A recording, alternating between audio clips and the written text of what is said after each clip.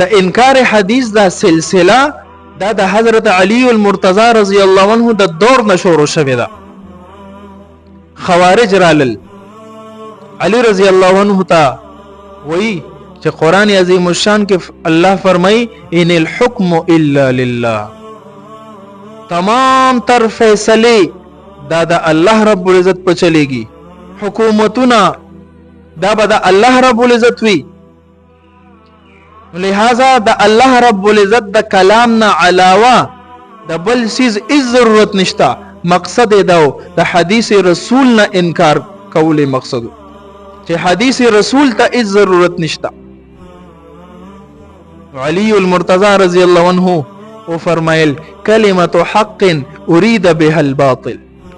اولنې خبره خو د حق کړه چې ان الحكم الا لله، چې حکم به صرف او صرف د رب ذوالجلال چلیږي. خو لیکن د دغه آیات استعمال غلط وکړې شو، مطلب ته غلط واغستل شو. د آیات کې خو چرتم دا اشارتن ذکر نه دی نه کنایتن ذکر دی چې بای قرآن صرف د هدایت د پاره کافی دی او حدیث رسول د میز نه وباسه، دا وبګی نشته.